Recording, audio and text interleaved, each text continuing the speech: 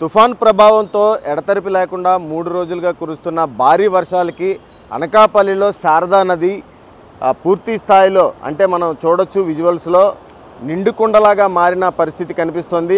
అక్కడ మనం ఆ రిక్టర్ స్కేల్ మీద చూడొచ్చు. మొన్నటిదాకా కిందకుండేది ఇప్పుడు 4 పాయింట్స్ దాకా వచ్చింది అని అంటే సకానికి మించి కూడా వాటర్ పైగా వచ్చింది. రైవాడ జలాశయం నీరు విడుదల చేసిన ప్రక్రియలోనే వాటర్ అంతా కూడా బయటకు వస్తున్న పరిస్థితి. అలాగే ఇటు సైడ్ చూడొచ్చు. మనం ఇటు సైడ్ చూస్తే ఇక్కడ గుడి లోపలికి కూడా వాటర్ వెళ్తున్న పరిస్థితి కనిపిస్తుంది. ఇటు సైడ్ చూడొచ్చు సముద్రపు అలల తాకిడిలాగా ఏదైతే శివాలయం ఉన్నదో శివాలయం ముందుకి ఇంకా ఆ గుడి లోపలికి కూడా వాటర్ వెళ్తున్న పరిస్థితి కనిపిస్తుంది. చూడొచ్చు మనం ప్రవాహం చాలా ఉధృతంగా కూడా ఉంది.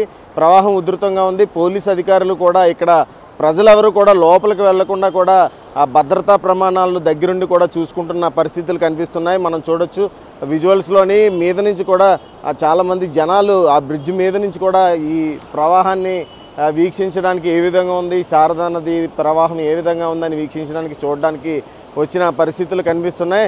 అట్లాగే మనం ఆ గుడి లోపలికి వెళ్ళే ప్రయత్నం చేద్దాం. గుడి లోపల కూడా ఏ విధంగా ఉన్నది, వాటర్ ఎలాగా చేరుకున్నది అన్నది కూడా మీకు చూపించే ప్రయత్నం చేద్దాం. ఓకే, గుడి లోపలికి మనం వచ్చాం. ఈ గుడి లోపల మనం చూసుకోవచ్చు ఉమామహేశ్వర స్వామి ఆలయం. ఇది అంటే శారదా నది పర్యావరక ప్రాంతం పక్కనే ఆనుకొని ఉంటుంది. గుడి లోపల అంతా కూడా మనం చూడవచ్చు వాటర్తో మొత్తం నిండిపోయిన పరిస్థితి కనిపిస్తుంది. మనం క్లియర్గా చూడవచ్చు. అంటే ఈ కార్తీక మాస సమయంలో భక్తులు కూడా పెద్ద ఎత్తున చేరుకుంటారు ఈ గుడికి.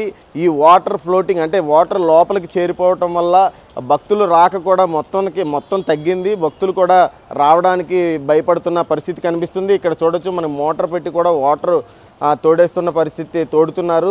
అయినా సరే భక్తులు రావడానికి వర్షం తుఫాన్ ప్రభావం కారణంగా భక్తులు రావడానికి కూడా చాలా ఇబ్బంది పడుతున్న పరిస్థితులు కనిపిస్తున్నాయి. ఉమామహేశ్వర స్వామి ఆలయం అంటే చాలా ప్రసిద్ధిగాంచింది. ఇది శారదా నది పర్యావరక ప్రాంతం పక్కనే ఉండడం వల్ల చాలామంది భక్తులు కూడా ఇక్కడికి వచ్చి చేరుకుంటూ ఉంటారు. ఇది ఇక్కడ ఉన్న తాజా పరిస్థితి. ఉమారామలింగేశ్వర స్వామి ఆలయంలో వరద నీరు చేరుకోవడంతో కూడా భక్తులు ఎవరు కూడా ఇక్కడికి పూజా కార్యక్రమాలు కార్తీక మాస సమయంలో నిర్వహించడానికి రాలేని పరిస్థితి నెలకొంది తుఫాన్ ప్రభావంతో. వీడియో జర్నలిస్ట్ చందుతో షణ్ముఖ, అనకాపల్లి జిల్లా నుంచి GMK TV.